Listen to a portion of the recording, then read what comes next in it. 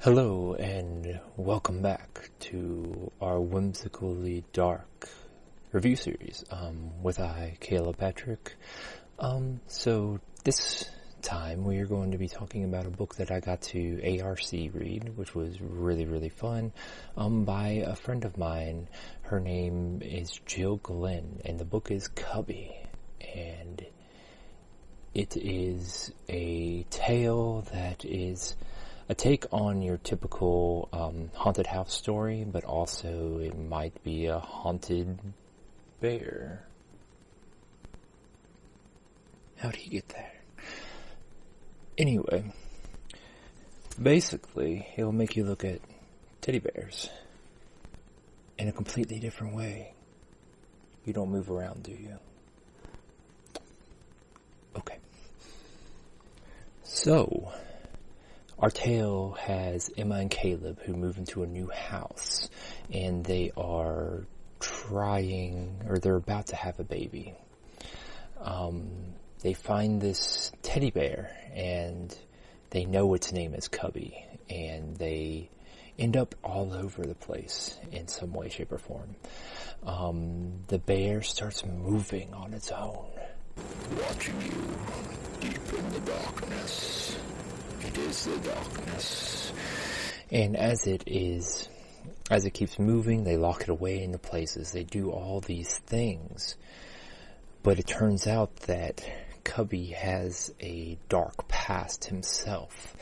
For a novella, this is quick. It is crazy. It is insane in its own ways. And she gets straight to the punch.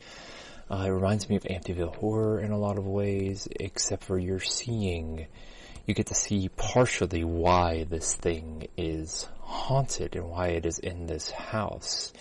And that there may or may not have been a previous child who was manipulated, killing others, by this entity that inhabits Cubby. And the perspectives, we have three of them, two of which are Emma and Caleb, and they go back and forth trying to figure out things about the bear before their kid is born. And it weaves this past and present kind of tale and kind of like the history of locations and how they can affect others and how these things, seemingly inanimate objects, can cause issues and can turn and get people to do things that they maybe shouldn't be doing. It begins as thinking it's the typical imaginary friend, but the issue is that that's not what your typical imaginary friend does not want you to hurt others per se, and that's what's kind of scary about this book, is that this thing is pushing to other places and ends up in the hands of their newborn child. And truthfully, it'll make you not look at bears the same way, because Cubby could be out there.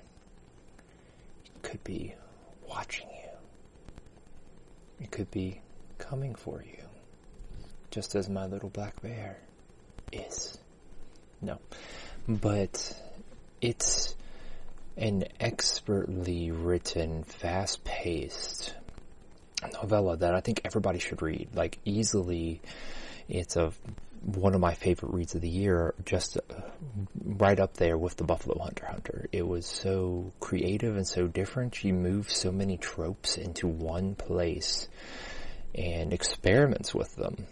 And I think that is very admirable. And then on top of that, there are so many cute doodles within the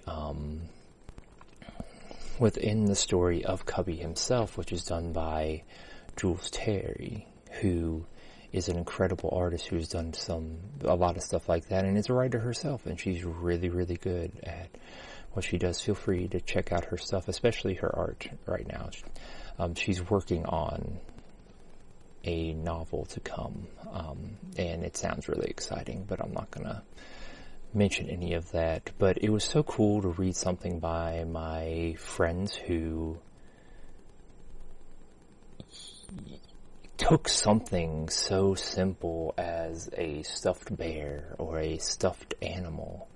Like, on my desk, I have probably 5 or 6 different stuffed things, and I can't quite look at them the same.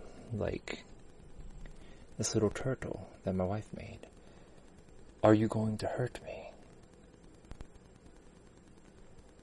I think he is faking a little bit, but you don't know, and it's such a fun, thrilling story, and easily of 4.5 stars, 5-star read.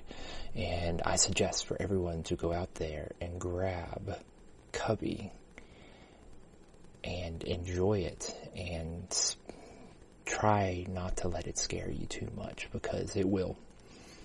And you will never be able to look at stuffies the same way again. And until next time, this is Kenneth Patrick, and we will have some fun again next week, or it might be sooner than that. I have another indie book in mind, and I hope you all check out this. Check out Jyl. She's an incredible writer, and just give her all the support and congratulations, she deserves. She's a great writer, editor, formatter. She does it all. And I look forward to her next book, and I look forward to my next review, and I shall see y'all there. Bye-bye.